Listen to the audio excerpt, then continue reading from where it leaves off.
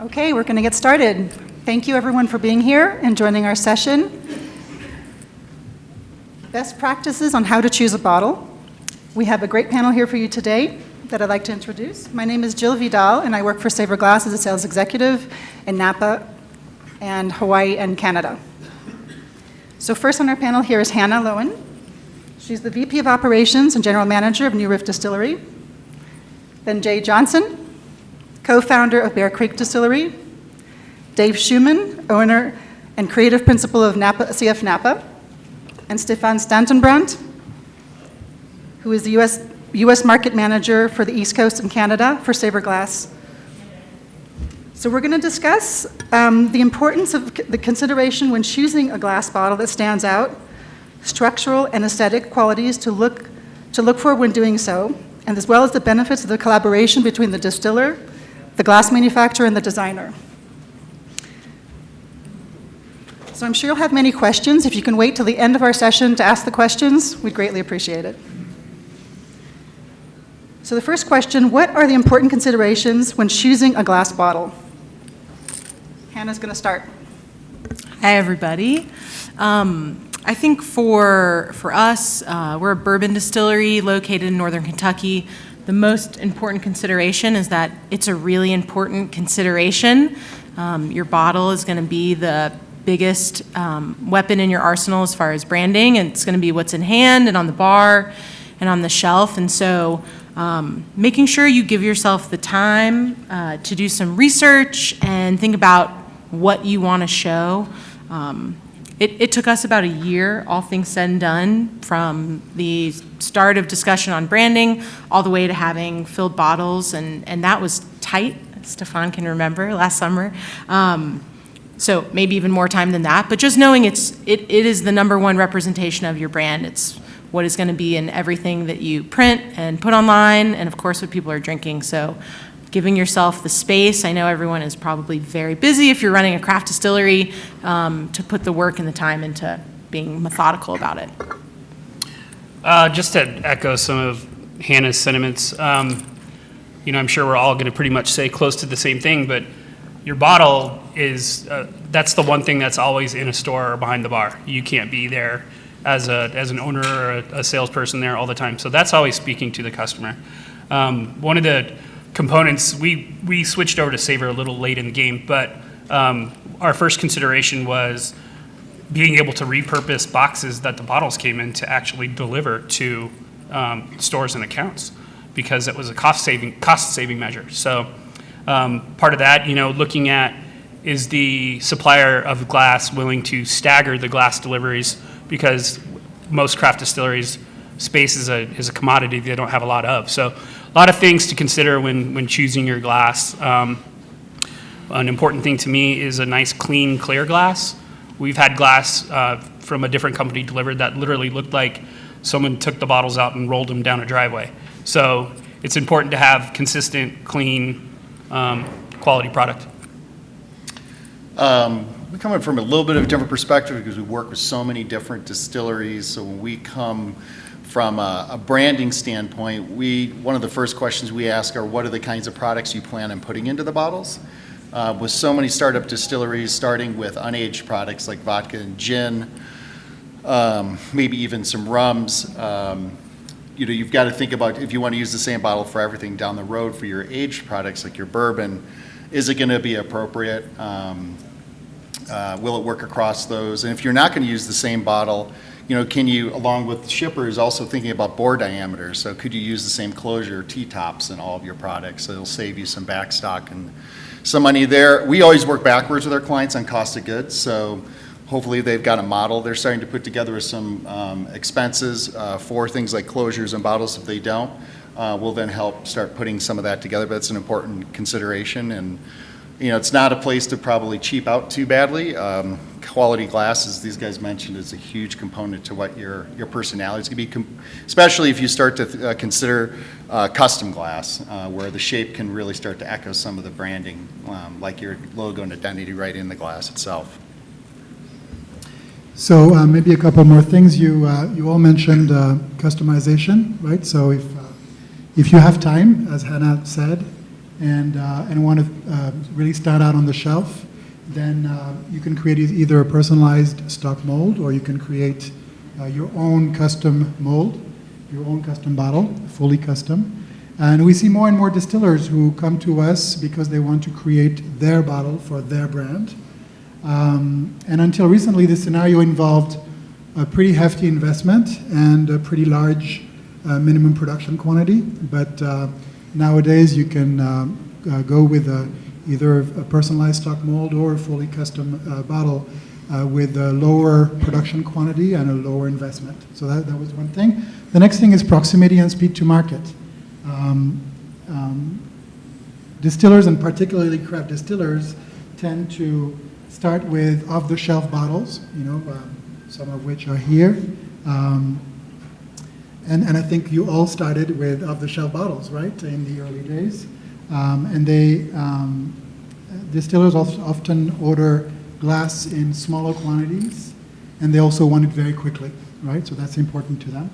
And having a wide variety of options when they choose an off-the-shelf bottle is very, very important to them. So that's a very important consideration when you start looking at different options to source your bottles, is to look in catalogs that are wide, that have a wide range of options for you. But also how quickly you can get these bottles. Since we opened our new plant in Mexico for glass and decoration last year, we've been able to reduce the delivery time to our North American customers going from months to just weeks, right? And that's really important. We also have set up a network of warehouses, of regional warehouses, each with their own stocking program, so that you can buy a pallet of glass bottles off the shelf and basically get them delivered to you next week. That's really important. No, that's all I wanted to say. Thank you. That's a really good point, Stefan. So we now have 3 warehouses in the U.S., in Auburn, Washington, in Kentucky, and also in California. So that helps us to get speed to market with having stock bottles available. So we're going to pass around a couple of bottles for you to take a look at. One is going to be a stock bottle, and one is a personalized stock bottle. So you're not buying a full set of molds, you're just doing customization on a stock mold. A couple of decorated bottles. You're going to see a new bottle called the Bubble. One has a full coating in green. The other is decorated on the neck and on the base plate. This is a brand new bottle also called the Tonic, where you can see you can do partial coatings. So you can use the same bottle for several different products and then decorate them so they're retrofitted to that product.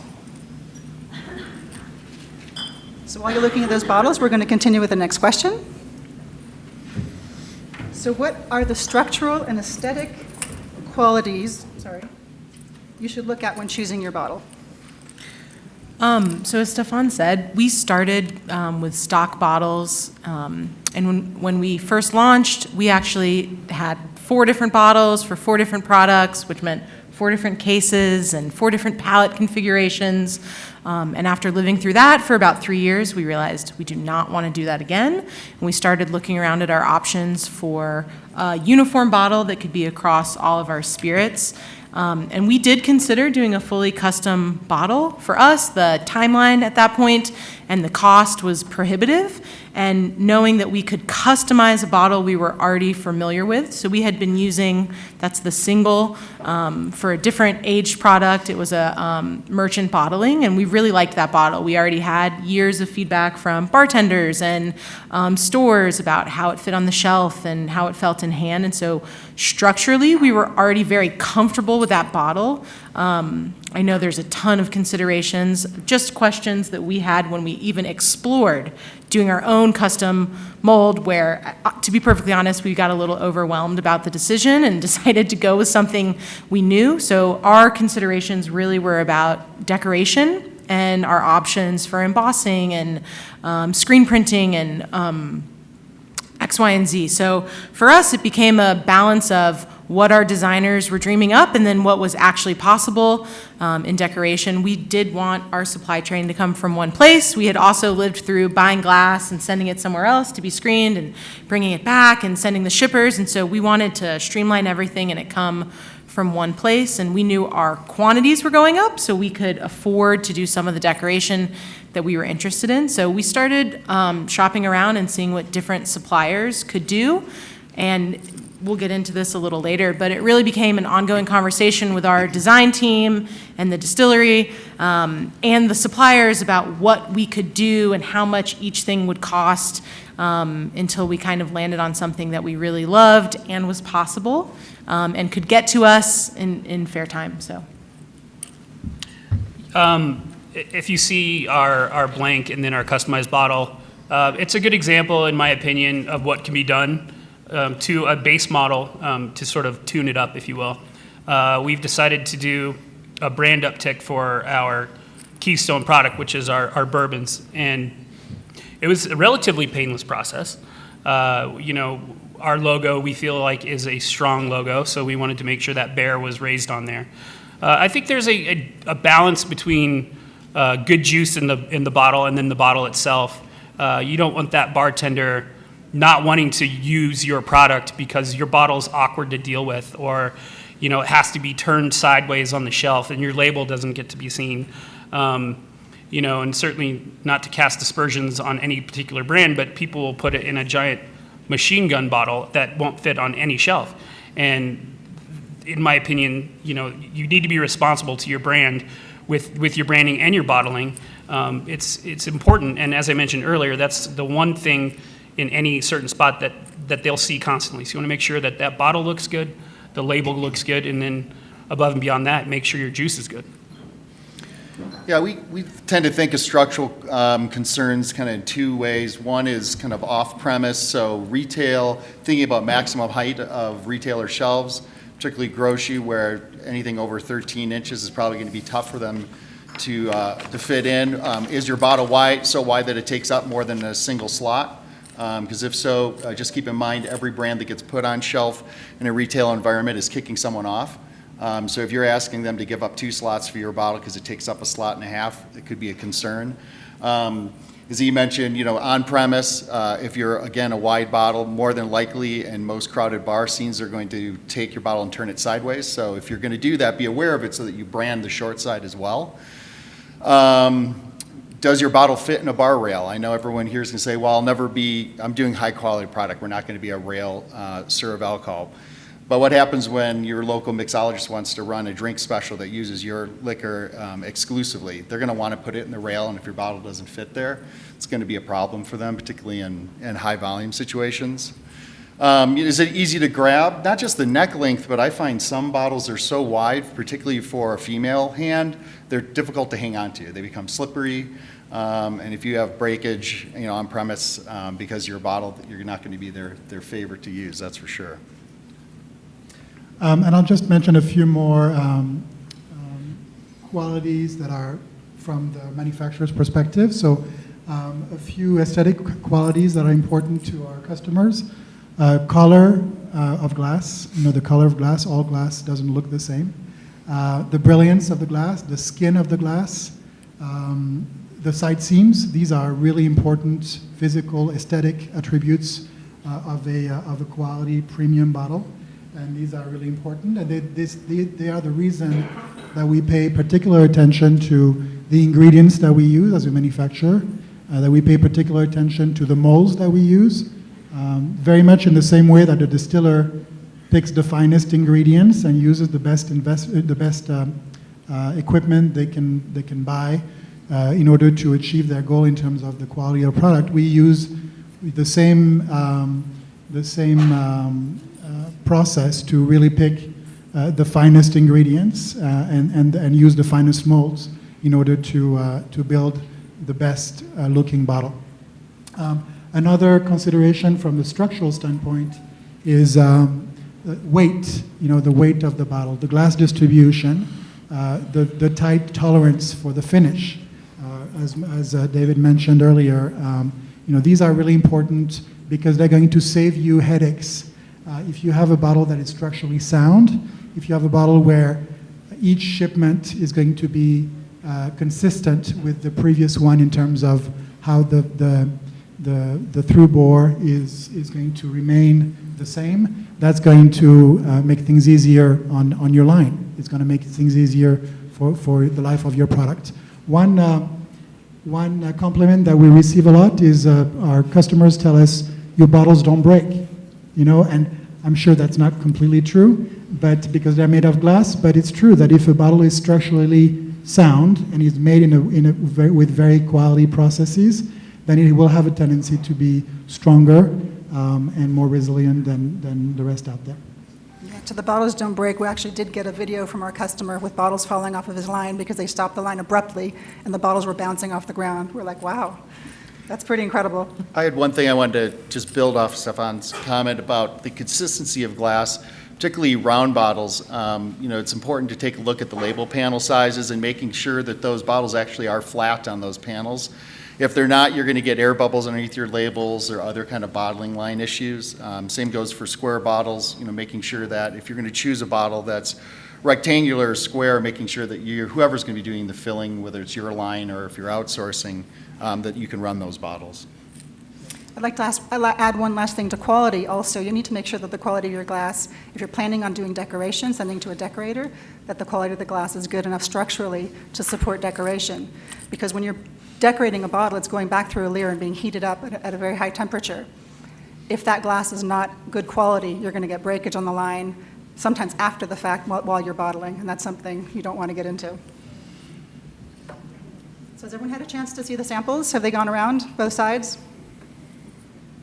Great. So the last question for our panel is, how do you feel the collaboration between the distiller, the designer, and the glass manufacturer beneficial to creating the perfect bottle tailored for your market? This is really, really important. We lived through two, and I'll share them as examples, wonderful reasons that you should be talking to your suppliers in tandem with your designers. We had a brilliant idea that we were going to have a sloped punt. So the glass in the bottom of the bottle was going to be sloped, and it was going to match this other angle and all of our branding. And we spent a lot of money with the design team dreaming all this stuff up, and called Savor Glass and called some other people and said, all right, this is what we want to do. And everyone said that's impossible because of gravity, which of course we didn't know because we're not glass manufacturers. So, in some ways that was a wasted, I'd call it 4 or 5 weeks of design time, where we were we don't know if it's possible, and had we known quicker or faster, it would have been great. And if we had not already had conversations with the manufacturers, we might have gone way further down that road.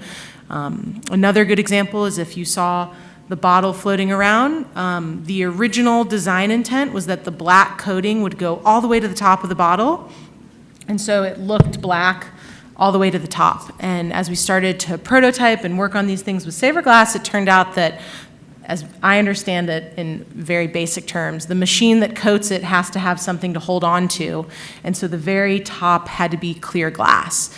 Well, because we were already in discussion with our cork manufacturer, we had enough time to scramble and do something they weren't doing at the time, which was making black synthetic corks with wood T-tops, which was not our original intention, and took a lot of time and R&D as well. So the fact that we already had a supplier in mind and we knew their capabilities and could bring them in on that conversation kept us from, what I think would be almost a disaster if there was a tan or cork color popping through at the top of the bottle. So this is really, really important. I also think making sure everybody in the expo hall right now, they're all, happy to really talk to you. Don't be shy about asking questions, even if you might not end up working with them.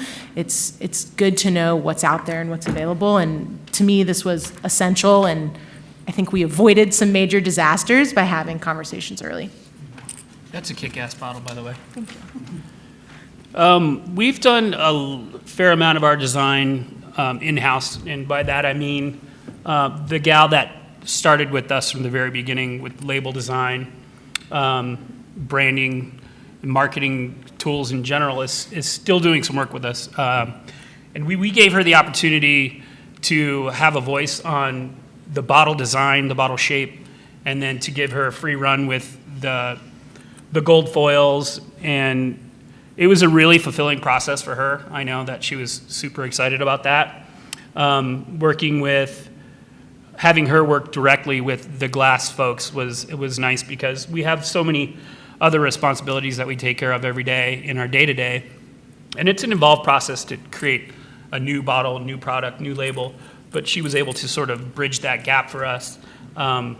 It's important if you view yourself as a premium product, you need to have the attributes on your bottle that sort of show that, you know. And I think we've sort of nailed that. And sort of a shameless plug here, we're based here in Denver, so I'd invite anyone to come to our tasting room. We're open until 10 the rest of the week, if you have any free time. And come check out the other designs we have there. It was also important to us that we were able to have a seamless branding between our bottles. So if you looked at a Bear Creek Rye or a Bear Creek Wheat bottle of whiskey, even though we have a different bottle shape and a lot more fancy stuff on this other design, you'd know that it was one of our bottles. So it's an important component in the entire process, and it's something you really need to pay a lot of attention to. Yeah, I think having your designer, the glass company, and the distiller all talking together helps refine and keep your cost of goods under control. Weight's going to be a major component, whether you're choosing stock. It's going to drive a lot of your price in your custom glass, but also your shipping costs. Think about what it's going to cost not only to ship the glass to you, the distiller, but also what it's going to cost the distributor, what it's going to cost you to ship a 6-pack of that or drop it off to on premise. These are kind of important considerations, I think, as well. One of the things that we also do is involve the cork enclosure companies with the glass company directly, making sure that you've got a good seal on the bottles because they're only as good as the seal's going to be put into them. We've got a couple of clients right now that are going to transition, much like you guys, from a stock into a custom. So designing the custom bottles so that the bore diameters there are consistent with the stock so they can continue to use the same stopper that they have.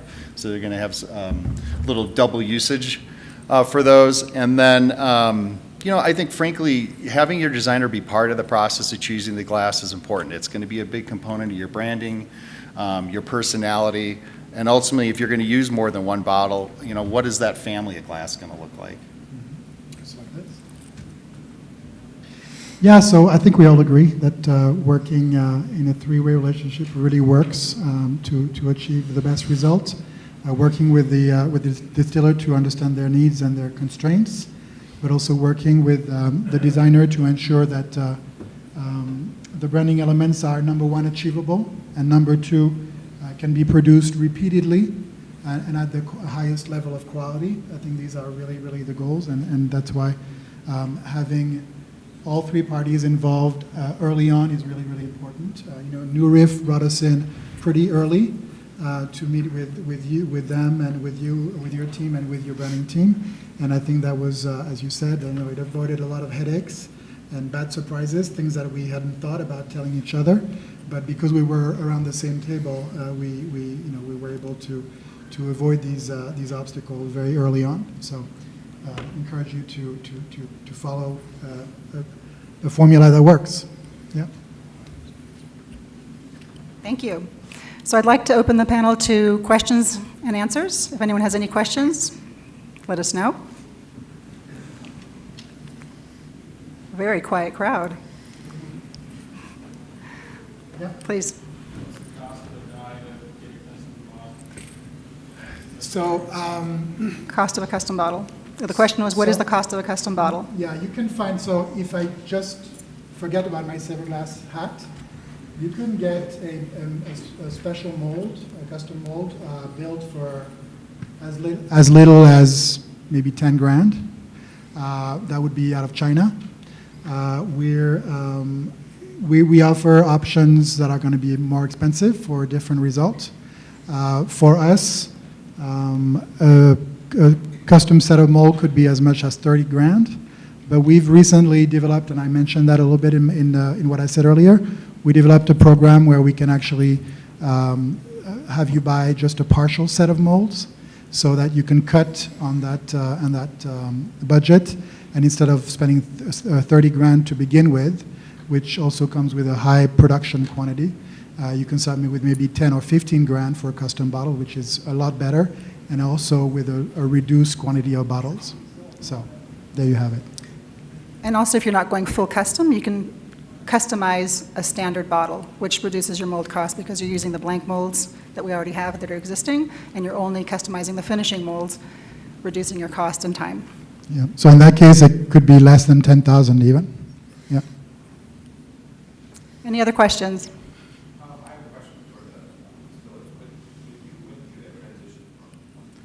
Well, for us, our first dip in the pool, if you will, with the custom bottle was with the launch of our bourbon. So the transition was relatively easy because we were offering a new product in new packaging. So I guess to answer in the short answer, it was the transition was much easier than we would have thought because it was just the new product. And to build on that with Jay, we also launched our aged whiskeys, our 4-year-olds, in the new design, and so there was nothing to compare it to. But we also do have a gin that started in another Savor Glass bottle that we loved and we thought was amazing, but we would hear actually from female bartenders a lot of time it was really hard for them to hold.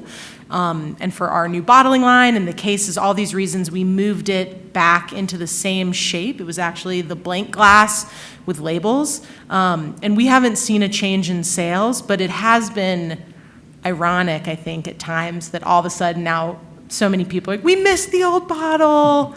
I'm like, you were complaining about it 2 years ago. And that's a very local product for us, so it's not a huge comparison. But, I mean, people do notice, I guess, would be one thing. And we were really upfront. I mean, we started warning people and kind of showing renderings, especially to bartenders and folks where people are familiar with exactly what it looks like ahead of time.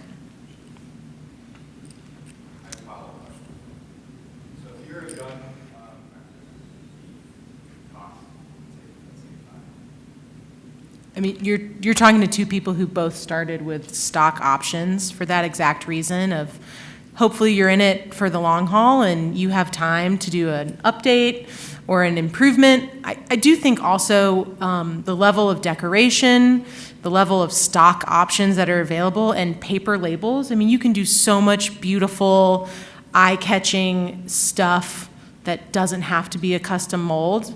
I don't think we regret the progression we made. We're very happy with where we ended up, but when we were sitting where you were X amount of years ago, we knew that was kind of not in the cards for us. We were, worried about getting the fermenters paid for and all that stuff. So I think you can do really well with stock for as long as you need to, or forever. I mean, there's plenty of brands that have beautiful, well-known bottles that are not custom molds.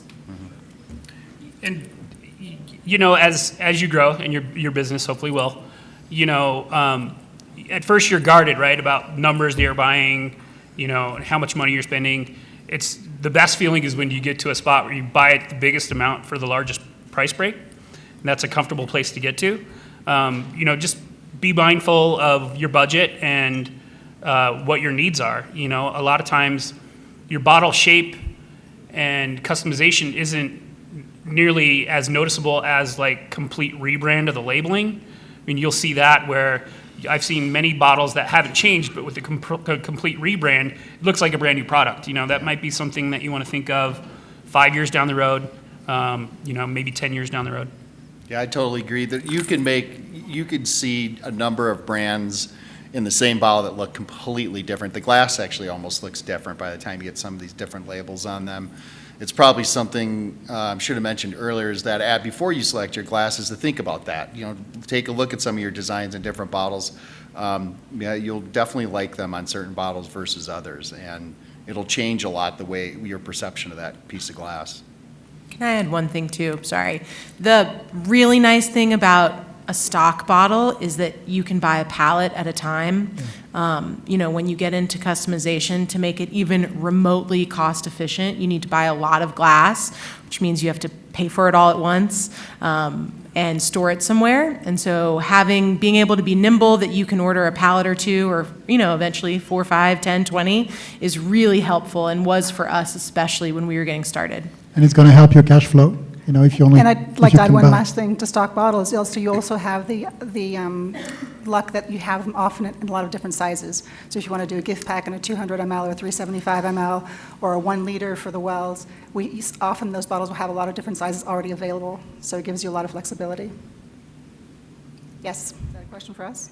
Well, I guess it's a question for us because it touches on decoration. So yeah, with decorations and what you mentioned is an example, putting a wax seal or anything really. It could be a special neck label or something like this. Really helps differentiate your products from an aesthetic standpoint, right, when they sit on the shelf next to each other. So yeah, very, very often, and the final cost of or the final retail price of your superior product, if you will justify having a little bit more creativity and maybe adding accessories like you mentioned. So, And certainly. It gives you more flexibility because you're buying one pallet, one bottle, one box, everything's the same size, your corks are going to fit, so it helps you save money and just creating the differentiation with either the label or decoration. Yeah. Does that answer your question? How much of your thought process goes into planning? It certainly can cause some logistical issues. We have 10 spirits. We have 3 different bottle types. So just on a very personal level, we're self-distributed, and our bourbon bottles and our whiskey bottles are at different height, and you can't package them in a mixed case together if you want it sealed. And so those are some things that, in hindsight, it hasn't been such a logistical nightmare that it's not working out. I mean, things are fine, but 3 different bottle types, sometimes that creates issue for storage, right? So we have had to create some special storage areas for the different products. So there's some things to think about, certainly. It was, to follow up on that, it was a huge consideration for us on our second go-round. I don't think we knew any better. I wish we would have come to a panel like this before we started. We also ended up with 3 bottles. The brands didn't match at all. I mean, it was quite honestly a mess. We learned a lot, but the second time around, the main thing was same size bottle, same cork, same case, same inserts. It allows us to mix pallets. It allows us to order more efficiently, to store more efficiently, and also, for my own selfish reasons, we wanted a lot of decoration and not a lot of paper label because we had lived through, kind of a crappy labeler. We could have just bought a nicer label, but we were all like, no, we're screening everything. We don't want to have to deal with this again. So after we lived through it, we did make a lot of decisions based on logistics, to be quite honest. And so far it's nice, although I do think in future products we will hedge back a little bit away from the exact same bottle shape as our core brand has kind of, different limbs coming off of it. Just kind of in the same vein as that last question, I'd love to hear more about your reasoning for why to put different product lines in different shapes or size bottles versus having them all on the same bottle, just kind of the pros and cons of both of those decisions. Well, our whiskey line is our premium line, and we also do some clear spirits as well that are more on the affordable side. So we take some of that into consideration with the packaging itself. So in my opinion, our whiskey bottle that looks something like that exactly, that doesn't scream vodka bottle to me, And as much as we all want to be sort of different, in our different brands and branding, vodka bottles are vodka bottles, kind of, you know what I mean? And whiskey bottles are kind of whiskey bottles. Not that we need to make that definite separation, but you still want your customer looking at your bottle type going, oh, wait, that's a vodka bottle. There is still some of that natural recognition to that bottle shape. I think Dave hinted on this earlier. It really depends on what you're going to put in it and where you think it's going to end up. We knew we wanted to be more of a retail forward brand than a bar brand. And I can tell you, if a bar is not lit, you can't read at the front of our bottle on a dark lit back bar. And sometimes I'm sitting at places in our home market specifically, and I'm like, oh my God, this was a terrible idea. But that's not really where our sales focus and strategy is. So it was a sacrifice that we made. But if you know you want to be on every bar in your home market, as we were talking about, make sure it can fit in the well, make sure you can read it from the back bar. And so, yeah, we ended up with what we think is a kind of whiskey bottle, to what Jay is saying. It fits, it's got the bulbous neck and the shoulders, and our gin is also in this shape, and it kind of looks like a gin in a whiskey bottle, which we're okay with because bourbon is so much more of our focus, but it does look not like a gin bottle. And so I do think things kind of have their rhythm and their vibe that they fit into, and go to some stores and just see what everyone else is doing is the best thing to do. And then you can decide if you want to do like everybody else, or if you want to break the codes and put whiskey in a vodka bottle. Eagleware did it. It worked for them. Right.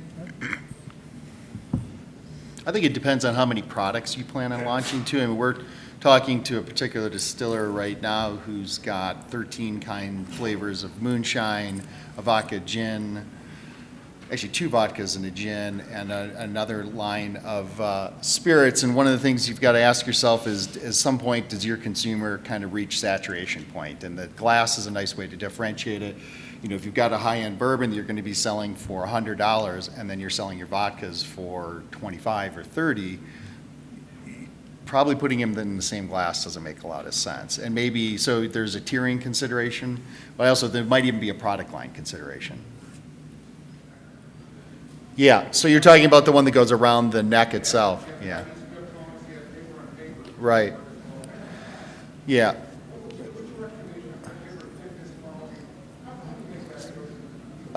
So most of the printers we partner with recommend like a 60-pound or under metallized paper. The reason for that is it's going to form and stick a little bit easier. Probably what's happening is you're using a paper that's slightly thicker, and of course it has a tensile strength that wants to kind of spring off right at some point. Certain kind of adhesives can help that, but a thinner foil paper or a very thin coated paper is what we tend to use for those. Yeah, we talked a lot about doing the three-way relationship thing, where when you involve the glass manufacturer and the designer at the early stage. That's something that we can test too. Like if you have selected a supplier of labels, we can test them on our bottles, because there is a coating that we apply on the label that maybe is not going to work with the normal type of adhesive that your label manufacturer provides, right? So these are all considerations that the more you share with us, the more we can react before the headaches start. Yeah, for a couple $100, you can usually have your printer run what we call blanks, which are your labels cut out to the exact size, maybe even embossed with some of the texture on them. And it's a lot easier to make changes at that point than when you've got boxes full of finalized labels that you realize aren't going to work. So doing some of that kind of troubleshooting up front is kind of cheap insurance. Are there any more questions about bottles or custom bottles? Yes. Sorry, that was a question. It's 5 more minutes. Any more questions? Yes. I mean, I'm not sure where anyone is saying the bad feedback to our faces, but it's been positive so far. We did a lot of not super high dollar official consumer panels, but we checked in with different groups that we felt like were stakeholders, bartenders that we knew really well, retailers that we were close with, kind of super fans or club members of the distillery, even our own staff. You'd be surprised how much valuable feedback you can get when you start asking other people. The design we ended up with is a moved around version from this big, bold vision that 4 of us had in a room, and when we started asking other people, they all, unanimously were like, not so good. And so had we not asked them, we might have had a lot of other bad feedback. So I think checking in along the way, which I think you can do relatively inexpensively if you're not, working with Nielsen to do something official, was really helpful. Yeah, if you're designing a custom bottle, take out the unit sample, the one-off, or your lucite model before you go and invest in your final production molds. and have them touch it and put it up on a shelf and get some, unofficial feedback. I think it's smart. You could do the same thing with stock glass. I mean, I've found a lot of our customers like to take, kind of narrow down to 3, and I encourage them to take them out to kind of some of their key customers and see what they look like on the shelf next to some of the competitors. Any more questions? Time for one last question? Okay. And I'd like to thank you all for attending the session. If you'd like to stop by our booth, if you have any more questions, if you think of something a little later, you can stop by the Saver Glass booth 403 or the CF Napa booth with Dave at 504. Hannah and Jay are here as well. I'd like to thank our panel, Jay, Hannah, David, and Stefan. Thank you all for coming. Nice to meet you.